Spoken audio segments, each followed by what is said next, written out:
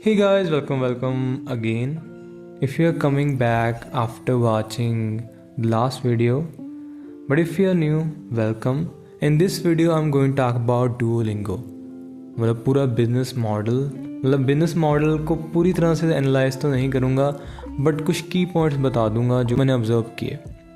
तो चलिए एक स्टोरी से स्टार्ट करते हैं। कुछ दिन पहले मैंने पता नहीं कोई नोटिफिकेशन देखा, पता नहीं कोई ऐड देखी एंड मैंने उसके ऊपर क्लिक किया।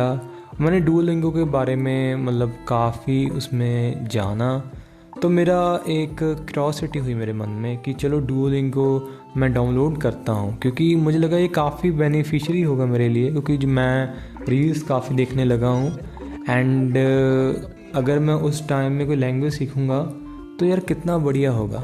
बट वैसा कुछ नहीं हुआ, क्योंकि मैं जॉब पे कई बार होता हूँ और वहाँ पे मैं जैसे जर्मन सीखने की कोशिश करता हूँ तो वहाँ पे बोलना भी पड़ता है, टैप टू स्पीक। एंड वहाँ पे जब मैं बोलता हूँ फरो इस्त कुलुंग, तो चारों तरफ जो निगाहें होती हैं वो मेरी तरफ फोकस करती हैं, तो मैंने वो चीज़ क्विट कर दी। अब मैं सिर्फ रील्स देखता हूँ। बट एक चीज़ मेरे गले पड़ गई, वो था ये ग्रीन उल्लू। What I am trying to say is that अगर मैं अपना जो लेसन है वो आज नहीं कर रहा हूँ, किसी वजह से मैं बिज़ी हूँ, मुझे टाइम नहीं मिल रहा है, तो ये उल्लू है उसकी नज़र मेरी तरफ होती है और वो डिसअपॉइंटमेंट से देखता है कि यार ये बंदा, इसका कुछ नहीं हो सकता। वो लाल हो जाता है। उसके बाद एक मोहतरमा आती है पर्पल कलर की, वो भी कुछ आके बोल जाती है कि जा जा तू। और उसके बाद एक काइंड आपको पता है ट्रिगर होता है कि जाके लेसन करता हूँ अपना कंप्लीट एंड देखता हूँ बोल के फरू इस्त कुलंग। मैंने एक टेड टॉक देखा था काफ़ी टाइम पहले, वो था इसके क्रिएटर के बारे में और इसकी क्रिएशन के बारे में by its creator. His name is Luis von Ahn and I am not sure if I pronounce it correctly, but ये बंदा था, इसने टेड टॉक दिया how to make education as addictive as social media. वो काफ़ी सही था, मतलब I really like that TED talks. Then I search it on Wikipedia, watched many video about Duolingo, its creation, and I got really impressed by it कि किस हिसाब से भाई इन्होंने मतलब जो सोशल मीडिया आजकल यूज़ करती है उसको एक लेवल और ऊपर चले गए और एजुकेशन के नाम पे बेच दिया। क्योंकि अगर हम एजुकेशन बोल के नोटिफिकेशन भेजेंगे और लोगों को तंग करेंगे जाके पढ़ो, तो वो बुरी बात नहीं मानी जाएगी। बट अगर सोशल मीडिया करता है तो भाई मैं तो उसके जो नोटिफिकेशन है बंद कर देता हूँ, बट इसके मैं फिर भी ऑन रखता हूँ कि यार कोई भले वाली बात ही कह रही है बेचारी। तो अगर आगे बढ़ूँ तो अगर उस टेड टॉक के बारे में बात करूँ, उसमें अपनी स्टोरी भी लुइस ने सुनाई है एंड कुछ चीज़ें उसने नहीं बताई। वो एक मैंने इंटरव्यू देखा था, उसमें उसने पॉइंट आउट की। तो जो लुइस है उसका जन्म ग्वाटेमाला में हुआ और उसने पूरा लोकेशन दिखाई कि यहाँ पे है ग्वाटेमाला, मतलब America is worry about Mexican immigrants, Mexico is worry about Guatemala immigrants, so it's like Guatemala is Mexico's Mexico. ये चीज़ सेंस बना रही है नहीं, मैं इसके बारे में बात नहीं करना चाहता क्योंकि ये उसके शब्द हैं, शब्द उसके हैं, मैं सिर्फ बोल रहा हूँ।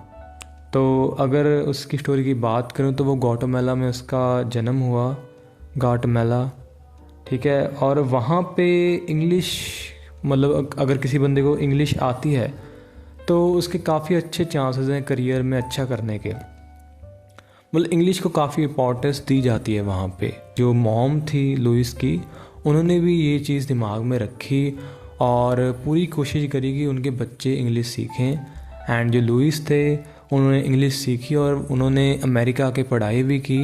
पहले वो मैथ्स में जाना चाहते थे, बट उनको पता लगा कि जो मैथमेटिशियन हैं वो ट्राई कर रहे हैं, मतलब जो हज़ारों सालों से प्रॉब्लम्स पड़ी हैं उनको सॉल्व करने की। तो उसने सोचा कि यार रहने देते हैं, लाइफ काफ़ी छोटी है तो थोड़े से बड़े काम करते हैं जो जल्दी भी हो जाएं। तो उसने कंप्यूटर एप्लीकेशन में पीएचडी की और इस फील्ड में लग गया।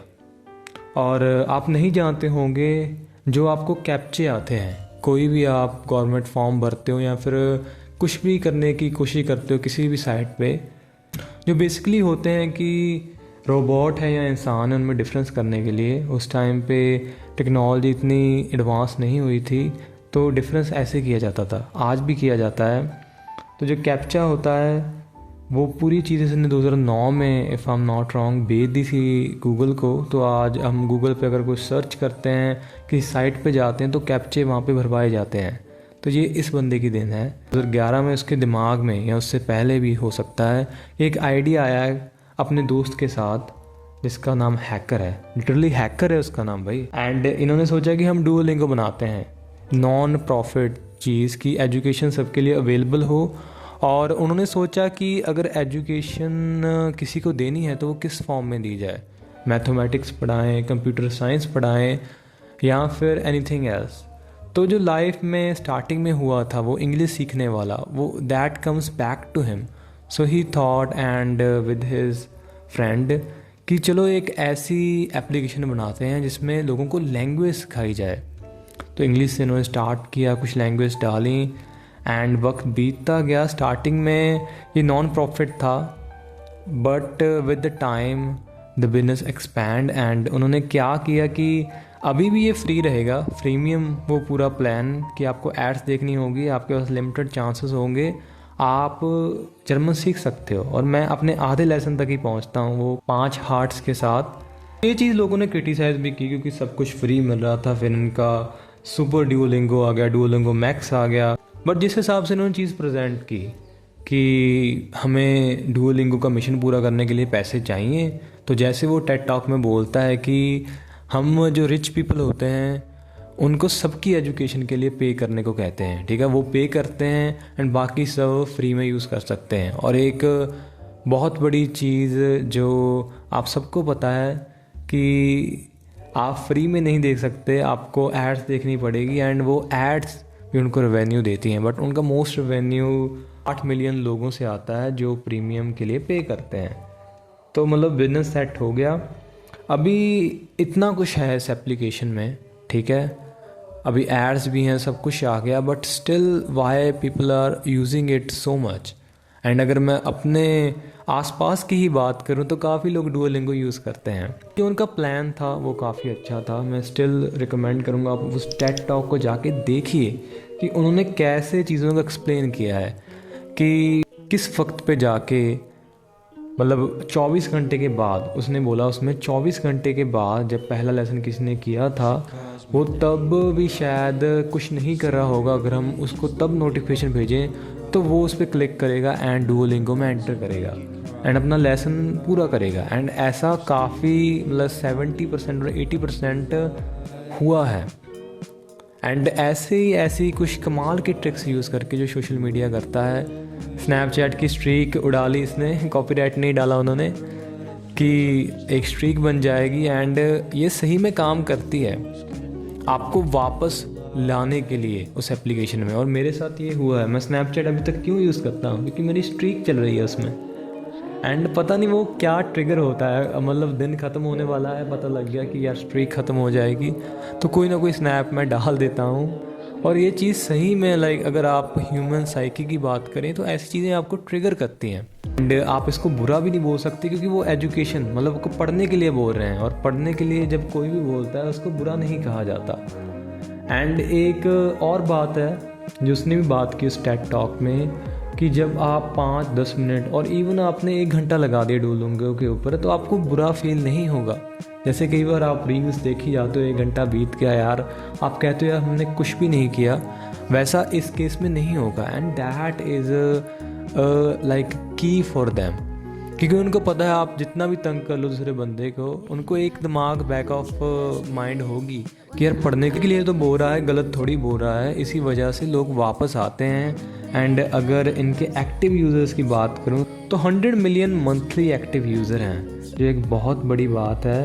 हर एक हफ्ते 13 बिलियंस एक्सरसाइज कंप्लीट की जाती हैं इस डुओलिंगो एप्लीकेशन के ऊपर। मतलब लोग कितना वापस आ रहे हैं। एंड इन चीज़ों की वजह से, इन डेवलपमेंट की वजह से ये एप्लीकेशन नंबर 1 एजुकेशनल एप्लीकेशन है इन द वर्ल्ड।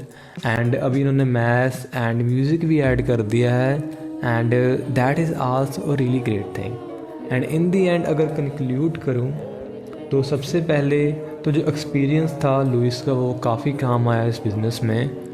एंड उनको पता था काफ़ी चीज़ों के बारे में, इसलिए वो फंडिंग इकट्ठी कर पाए एंड इस एप्लीकेशन को हमारे सामने ला पाए। एंड हैकर का भी बहुत बड़ा रोल था, क्योंकि हैकर के बिना कहाँ कोई एप्लीकेशन काम कर सकती है। Just kidding. तो उनका काफ़ी बड़ा हाथ था इसमें। एंड उसके बाद जैसे चीज़ों को उन्होंने समझा वक्त के साथ, एजुकेशन ऐप तो बना दी, बट लोगों को यूज़ करने के लिए भी तो कहना है कि लोग क्यों यूज़ करें, लोगों को वापस कैसे लाना है इस एप्लीकेशन के ऊपर। तो इसको एक गेमिंग वाला इंटरफेस देना। आप गेम्स खेलते हो, लैंग्वेज वाली खेलो, रिग्रेट भी नहीं होगा बाद में टाइम गया, क्योंकि आपने कुछ ना कुछ सीखा। मैं ऐसे नहीं कहता कि आप पूरी तरह स्पेनिश सीख जाओगे, वो तो आपके ऊपर डिपेंड करता है, और बहुत ही फास्ट सीखोगे वो केस नहीं है। बट फिर भी आप फ्री टाइम में कुछ ना कुछ तो ज़रूर सीखोगे। जैसे मैंने सीखा कि वुमेन को फ़रो कहते हैं। मैंने फ्रीमियम वाला प्लान यूज़ किया एंड उस प्लान को एग्जीक्यूट किया। एंड उसके साथ एक चीज़ और हमारे सामने रखी कि जो रिच पीपल हैं वो सबके एजुकेशन के लिए पे कर रहे हैं। ऐप में डेवलपमेंट होगी, ऐप आगे जाएगी, तो उसमें सबका फ़ायदा है, बट पैसे रिच लोग दे रहे हैं। हम एड्स देख रहे हैं, हमें पता है, बट ये प्रेजेंट करने का तरीका काफ़ी अच्छा था। इन चीज़ों की वजह से आज इसकी वैल्यूएशन बिलियंस में है। And I really like this story. And if you do like this video, subscribe this channel, share with your friend. And एक कुछ थॉट आप ज़रूर कमेंट सेक्शन में बताना इस पूरी स्टोरी के ऊपर। डुओलिंगो के ऊपर आप कौन से कोर्सेज सीख रहे हो, एंड डुओलिंगो ने क्या सच्ची में आपको काफ़ी बेनिफिट दिया है, एंड एड्स के ऊपर आपका क्या इंसाइट है, सब कुछ बताना। I am curious about it. And thank you so much for listening. Bye guys, have a good day.